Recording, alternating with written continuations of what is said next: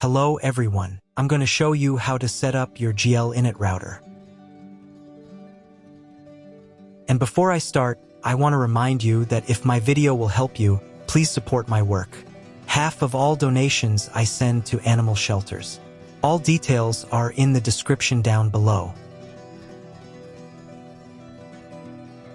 So, the first step is to power on the router. Take the power adapter. Connect one end of the power adapter to a wall socket and the other end to the router.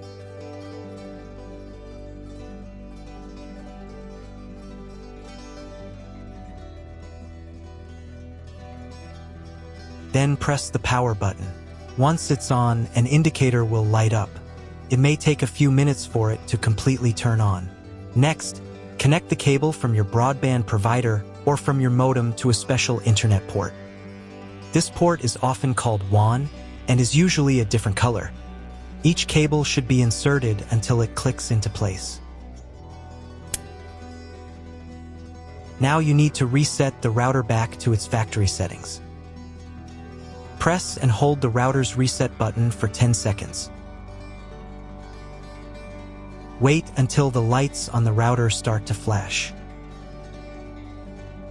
Sometimes, this button is located inside the router casing to prevent accidental presses.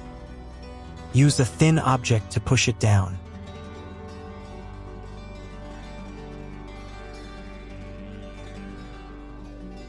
The router will restart, and all the settings will go back to their original factory settings. Plug one end of the Ethernet cable provided with the router into an Ethernet port.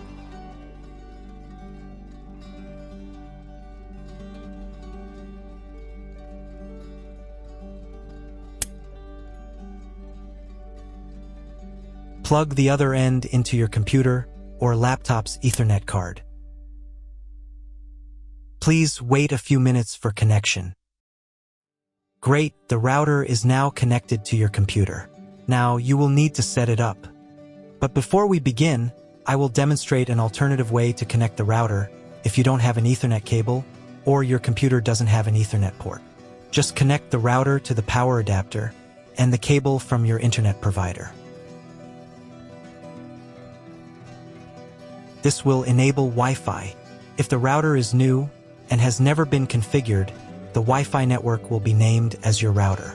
Your router has a unique Wi-Fi network name and password that is printed on a label.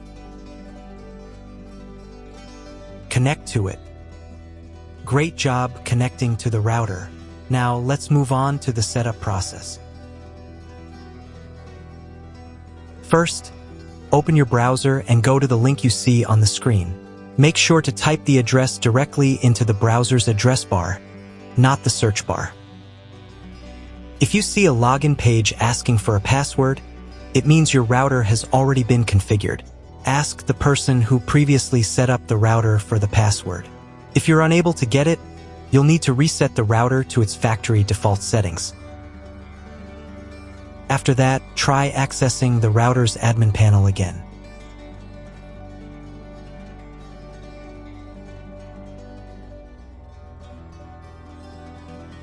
Depending on the firmware version of your router, the setup process may look slightly different. But don't worry, just follow along with the general steps I describe, and you'll be fine. On the first page, you will need to select the router's language. I'll leave it in English. Click the next button to proceed. On the next page, you'll be asked to set an admin password for your router. Your admin password will be used to configure everything inside the admin panel. It is extremely important to keep this password safe and private. Make sure your password is between 5 and 32 characters long. Click the Submit button to continue.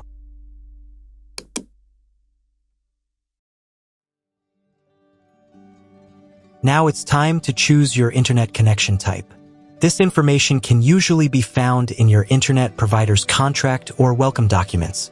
Click on the Modify button to open the options. From the drop-down list, choose the correct connection type for your network. Again, this should match what your internet provider has given you. If you're unsure which one to choose, select this default option. It's the most commonly used. Click the Apply button to save your selection. Now let's change the name and password of your Wi-Fi network. From the menu, click on Wireless. Then, on the wireless page, click the Modify button. In this field, enter the new name for your Wi-Fi network. In the next field, enter your new password. The Wi-Fi password must be between 8 and 64 characters long. Click the Apply button to save your new network name and password. If you are connected to the router via Wi-Fi, you'll now need to reconnect using the updated network name and password. This also applies to the 5 GHz network if you're using both bands.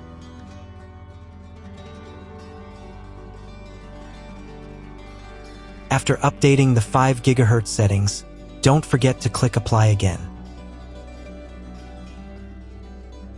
By the way, if you don't need one of the two bands, for example, if you only want to use 5 GHz, you can disable the other one. To turn off the 2.4 GHz network, simply click this switch here. Wait around 10 seconds for the change to apply. To re-enable it, click the switch again and wait another 10 seconds. The same steps apply if you want to disable or re-enable the 5 GHz network. Once you've finished making all your changes, it's time to reboot the router. Click the Reboot button. Then confirm your choice by clicking Yes. The router reboot will take about 1 minute. During this time, please do not refresh the page or press any buttons.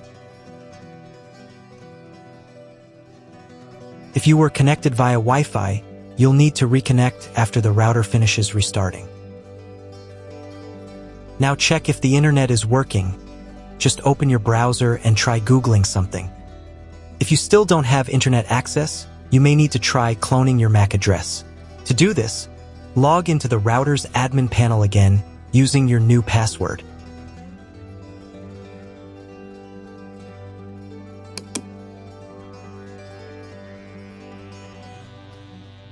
Navigate to the More Settings tab.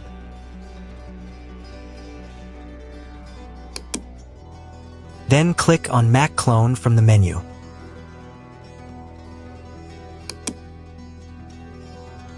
On this page, select the option from the drop-down menu that includes the word clone in parentheses.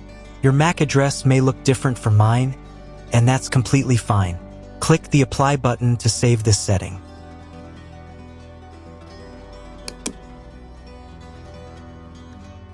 Now restart the router one more time.